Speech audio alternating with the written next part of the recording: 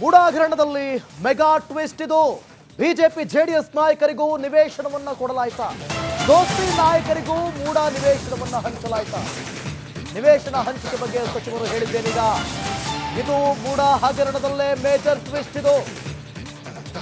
ಕಾಂಗ್ರೆಸ್ ಮಾತ್ರ ಅಲ್ಲ, BJP JDS ನಾಯಕರಿಗೂ ಮೂಡ ಆಸ್ತಿಯನ್ನ ಹಂಚಲಾಯ್ತಾ? ಈ ಬಗ್ಗೆ ನಿವೇಶನ ಹಂಚಿಕೆ ಬಗ್ಗೆ ಸಚಿವರು ಏನ್ ಹೇಳಿದ್ರು? ಬಿಜೆಪಿ ಜೆಡಿಎಸ್ ನಾಯಕರಿಗೆ ನಿವೇಶನ ಹಂಚಿಕೆ ಆಗಿದೆಯಂತೆ. ಹೊಸ ಬಾಂಬ್ ಸಿಡಿಸಿದ್ದಾರೆ ಸಚಿವ ಭೈರತಿ ಸುರೇಶ್. ಮೂಡ ನಿವೇಶನ ಜಮೀನು ಹಂಚಿಕೆಯಾಗಿದೆ. ಜಮೀನು ಹಂಚಿಕೆ ಅಕ್ರಮವೋ ಸಕ್ರಮವೋ ಏಕಸದಸ್ಯ ತನಿಖಾ ಆಯೋಗ ನಿರ್ಧರಿಸುತ್ತೆ ಅಂತ ಹೇಳಿ ಹೊಸ ಬಾಂಬ್ ಸಿಡಿಸಿದ್ದಾರೆ ಭೈರತಿ ಸುರೇಶ್. ಕೇವಲ ಹಂಚಿಕೆ ಅಂದ್ರೆ ಏನರ್ಥ ಸಚಿವರೇ ಅಂತ ಹೇಳಿ ಈಗ ಪ್ರಶ್ನೆ ಉದ್ಭವಿಸ್ತಾ ಇರೋದು. ಏನ್ ಹೇಳಿದ್ರು ಹಾಗಾದ್ರೆ ನೋಡ್ಬೇಕಾಗುತ್ತೆ.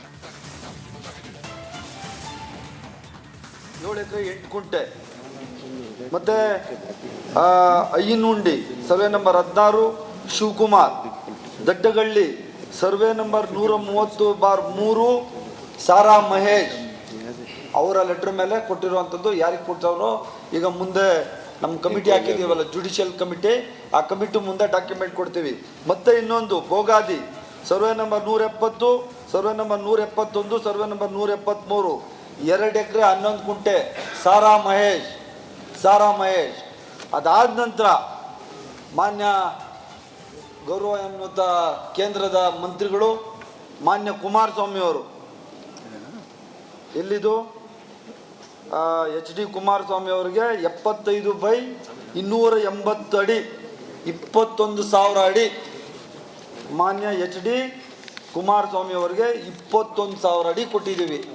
7 ಎಕರೆ 8 ಗುಂಟೆ ಮತ್ತೆ Ayyanundi survey number 16 Shivakumar Daddagalli survey number 130/3 Sara Mahesh ಅವರ ಲೆಟರ್ ಮೇಲೆ ಕೊಟ್ಟಿರುವಂಥದ್ದು. ಯಾರಿಗೆ ಕೊಟ್ಟವರು ಈಗ ಮುಂದೆ ನಮ್ಮ ಕಮಿಟಿ ಹಾಕಿದ್ದೀವಲ್ಲ, ಜುಡಿಷಿಯಲ್ ಕಮಿಟಿ, ಆ ಕಮಿಟಿ ಮುಂದೆ ಡಾಕ್ಯುಮೆಂಟ್ ಕೊಡ್ತೀವಿ.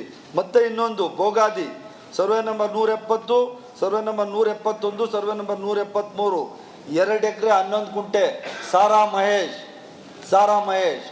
ಅದಾದ ನಂತರ ಮಾನ್ಯ ಗೌರವಾನ್ವಿತ ಕೇಂದ್ರದ ಮಂತ್ರಿಗಳು ಮಾನ್ಯ ಕುಮಾರಸ್ವಾಮಿ ಅವರು,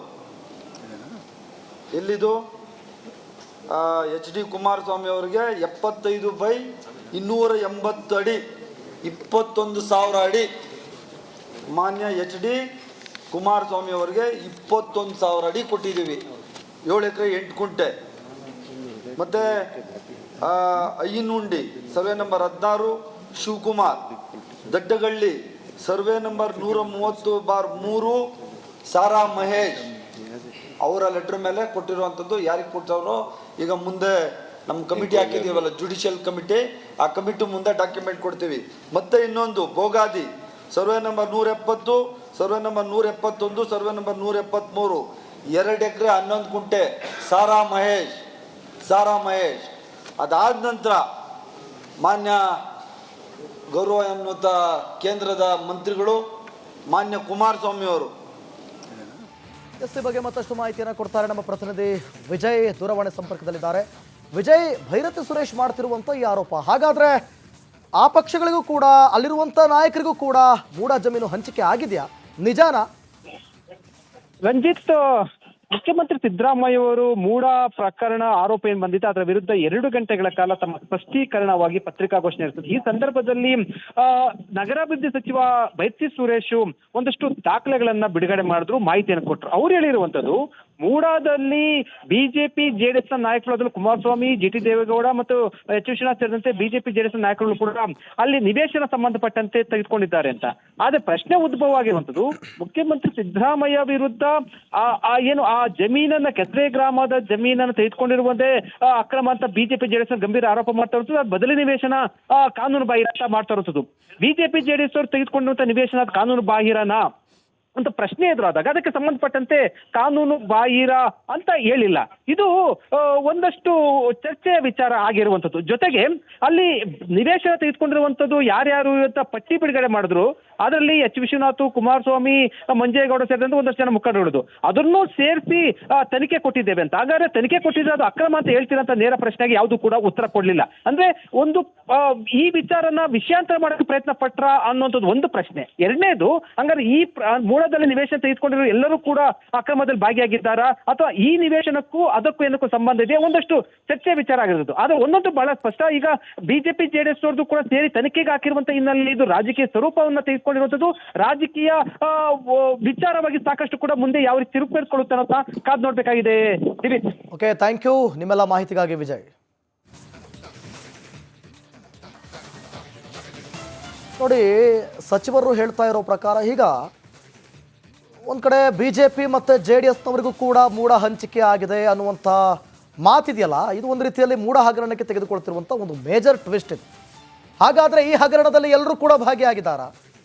ಸಚಿವ ಭೈರತಿ ಸುರೇಶ್ ಹೇಳ್ತಾ ಇರುವಂಥದ್ದು ಸತ್ಯನಾ? ಇದು ಮತ್ತಷ್ಟು ತನಿಖೆ ಆಗಬೇಕಾಗುತ್ತೆ, ಈ ಬಗ್ಗೆ ಮತ್ತಷ್ಟು ವಿಚಾರಣೆ ಆಗಬೇಕಾಗುತ್ತೆ. ಅದಾದ ಬಳಿಕ ಈ ಒಂದು ಆಸ್ತಿಯನ್ನು ಹಂಚಿಕೊಂಡಿರೋದು ಅಕ್ರಮವೋ ಸಕ್ರಮವೋ ಗೊತ್ತಾಗುತ್ತೆ. ಸೊ ಈ ಒಂದು ನಿಟ್ಟಿನಲ್ಲಿ ಭೈರತಿ ಸುರೇಶ್ ಹೇಳಿದಂಥ ಈ ಹೇಳಿಕೆ ಸಾಕಷ್ಟು ಅನುಮಾನಗಳಿಗೆ ಎಡೆ ಮಾಡಿ ಕೊಡ್ತಾ ಇದೆ.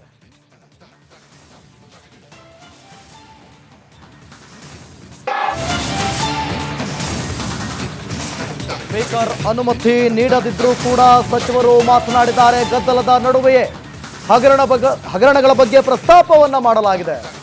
ಹಗರಣದಲ್ಲಿ ಕರ್ನಾಟಕದ ಸಿಎಂ ಹೆಸರು ಕೇಳಿ ಬಂದಿದೆ. ಇದು ದೊಡ್ಡ ಹಗರಣ ಅಂತ ಅನುರಾಗ್ ಠಾಕೂರ್ ಆರೋಪವನ್ನ ಮಾಡಿದ್ದಾರೆ. ಗದ್ದಲದಿಂದ ಸದನ ನಡೆಸಲಾಗಿದೆ. ಇಡೀ ಸದನವನ್ನ ಮುಂದೂಡಲಾಗಿದೆ. 25 ನಿಮಿಷಗಳ ಕಾಲ ಕಲಾಪವನ್ನ ಮುಂದೂಡಿದ್ದಾರೆ ಸ್ಪೀಕರ್ ಓಂ ಬಿರ್ಲಾ. ಸ್ಪೀಕರ್ ಅನುಮತಿ ನೀಡದಿದ್ರೂ ಕೂಡ ಸಚಿವರು ಮಾತಿನ ಮೇಲೆ ಮಾತನ್ನ ಮುಂದುವರೆಸಿದ್ದಾರೆ. ಈ ಇಡೀ ಗದ್ದಲಗಳ ನಡುವೆ ಲೋಕಸಭೆಯಲ್ಲಿ ಮಾತನ್ನ ಮುಂದುವರೆಸಿ ಸಿಎಂ ಸಿದ್ದರಾಮಯ್ಯನವರ ಹೆಸರನ್ನು ತೆಗೆದುಕೊಂಡು ಆರೋಪವನ್ನ ಮಾಡಿದ್ದಾರೆ. ಯಾವಾಗ ಸ್ಪೀಕರ್ ಓಂ ಬಿರ್ಲಾ ಅವರ ಮಾತನ್ನು ಕೂಡ ಕೇಳದೆ ಈ ಒಂದು ಜಟಾಪಟಿ ಮುಂದುವರಿತು. 25 ನಿಮಿಷಗಳ ಕಾಲ ಈ ಒಂದು ಸದನವನ್ನ ಮುಂದೂಡಿದ್ದಾರೆ.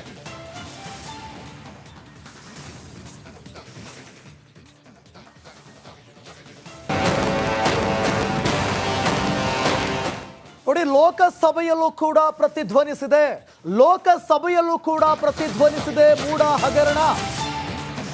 ಮೂಡ ಹಗರಣದ ಬಗ್ಗೆ. ವಾಲ್ಮೀಕಿ ನಿಗಮ ಜೊತೆಗೆ ಮೂಡ ಹಗರಣಗಳ ಪ್ರಸ್ತಾಪವನ್ನ ಮಾಡಲಾಗಿದೆ.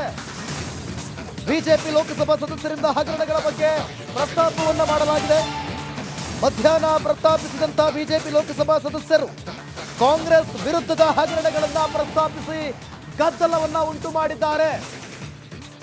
ಲೋಕಸಭೆಯಲ್ಲಿ ರಾಜ್ಯದಲ್ಲಿ